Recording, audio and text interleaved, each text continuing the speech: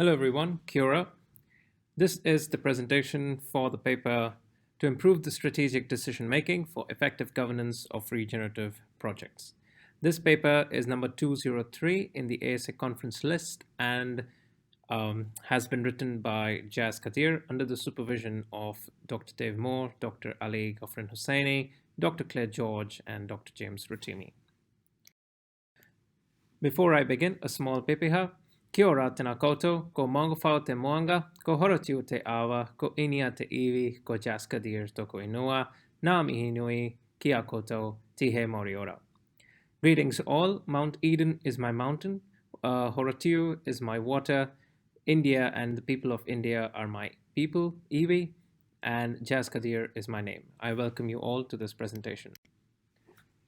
Before we get into the approaches and methods, the rationale and significance of this paper are as follows. The aim of this paper is to present an initial landscape of understanding of regenerative development and various contextual factors influencing its uptake in New Zealand built environment industry. The paper presents this through an initial exploration of various system definitions, reported benefits, and considers barriers to regenerative development in the New Zealand context. This work informs a larger ongoing study designed to improve strategic decision-making in major public sector projects in New Zealand with a view to improve and incorporate RD principles. This paper is a continuation of an exploratory research paper which employed literature content analysis and informal interviews as data collection methods. Key themes from the exploratory paper consist of system definitions of regenerative development and the contextual factors influencing the processes for place-based, value-centered, long-term community problem solving through the aspects of governance, management, and procurement. The approaches and methods for this paper were informed by these three questions, which are: what does regenerative development and design mean to New Zealand's built environment industry? What are the potential benefits? What are the barriers in the New Zealand context? The table on the right side clearly indicates the sampling criteria for the selection of the informal interview participants and the interview participants, and the flowchart on the left lets you know where we are in this research stage, which is the third box on the first row. Phase 1 findings, themes, and gaps, which go on to inform phases 2 and 3 of this research project, and which will be covered as separate journal papers. So to move on to the findings and discussions of this paper, the first one is about the definition. The key definition that came through these initial interviews is that RD is perceived as a community-based problem-solving approach with two-way communication and information flow facilitating overall system collaboration. It develops and utilizes methods of accelerating decision-making, but without abandoning evidence-based calculation, strategic integrity, or holistic embrace. Further, the findings indicate that there is a lack of one single definition, which is agreed upon by the entire industry or the system. In addition, from the available literature and case studies, most projects have a degree of urban-rural farming attached to it, and it is still to be explored as to what it looks like in the context of renovations, extensions, and refit projects. The key questions here are: what is Te Ao Maori perspective with regards to connection to land, and how does this influence the definition for regenerative projects? What is the perception of RD by top-tier industry executives and politicians making strategic decisions for the complete industry? I just want to state here that RD refers to regenerative development. Moving on to the next finding, which is about strategic governance, management, and procurement. The figure that you see here is the socio-technical system map that is still evolving, and at this stage of phase 1 has been evolved to what you can see there on the screen, and is adapted from Rasmussen's socio-technical system model. And the key findings from this stage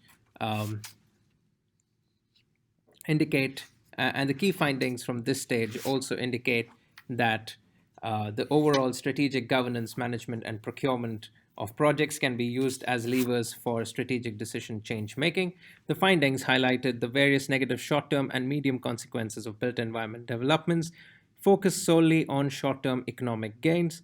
It is important to get these right, as the cost of doing them wrongly or doing them too early or too late can be huge and called for by the clients. The evidence also points towards certain long term consequences. These are mostly experienced by occupants and others interacting with the completed project. Practical issues occur in tandem with an increased sense of disconnection with the place and land, especially for those whom the projects are being delivered for. Fundamentally, the findings underline strongly key differences between Te Ao Maori and the Western worldviews. These worldviews are notably different, and integration is complicated by historical events.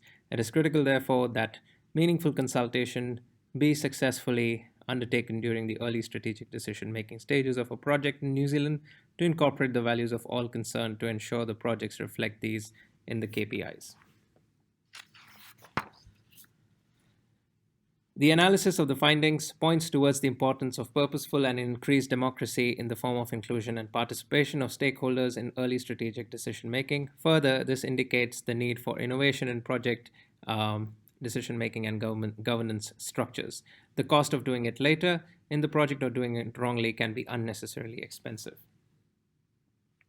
And also, this socio-technical model here on the screen shows how the system realized to date interacts with all the different parts or the larger contextual systems, which in this case of built environment relate to primary industries, finance, and transport. Finally, coming to the contextual factors, the figure that you see here on the screen is adapted from Brenner's socio-ecological model and identifies the microsystem as the communities, mana whenua, people of the land, and future generations. The industry layer is captured by the consultants, professionals, and contractors, academics, researchers, and funding agencies. And then we have the local government, which are the councils of the place, and central government, which are the ministerial agencies and regulators. You can notice that there are plentiful barriers to change for RD, and they are spread across the system layers. The reason for doing this is that each one barrier does not pertain to one particular system level, but is more transgressive and moves across the system, and hence they have been mapped in the same fashion. Some of the contextual factors, which are the key important ones. Currently, the evidence of projects undertaken indicates that RD works for people with resources to wait a while, either in the form of finances, time, skills, or capability. Literature further states that both capacity and capability need to be built in the form of resources, finance, skills, materials, and subject matters such to realize such projects. Further, the literature and evidence provided through projects undertaken suggest that the government assistance is essential to bridge the access of RD for everyone without resources to wait for better financial, timing, and legislative conditions. Given the upfront integration of professionals and added new ones, this also means a substantial cost to the client, and this cost has to be justified through proper value propositions. It is important that the upfront costs are addressed as early as possible in the planning, so the costs are not borne by future generations and lessen the burden of spend on the current and future generations of taxpayers. Lastly, the lack of mainstream professional energy in this field could further reflect that as experienced people gain understanding, they notice the context to the conceptual and practical loopholes and move on due to the lack of ongoing projects and case examples. Further, reflecting on the data indicates that there is an overall systems knowledge gap on how to collectively gather the existing knowledge, skills, and experience needed for the projects. Finally, to conclude, the findings, emerging themes, and gaps from the study consolidate the thinking that the global ecosystem is currently faced with complex and interrelated social, cultural, economic, natural, and political challenges. Finding discussed further to be explored in details phases 2 and 3 of this research. This leads to the following questions regarding gaps in the available literature and decision-making practice. How does effective partnership look like in a regenerative project? How can strategic decision making facilitate effective partnership and governance and procurement? How can these be used as levers for change? There is no coordinated national defense strategy or response to dealing with interconnected systemic changes such as climate change and homelessness. What does this strategy look like? Thank you for your time. Here are some of the references that have been used in the delivery of this paper. Thank you. Naomi Inui. Take care.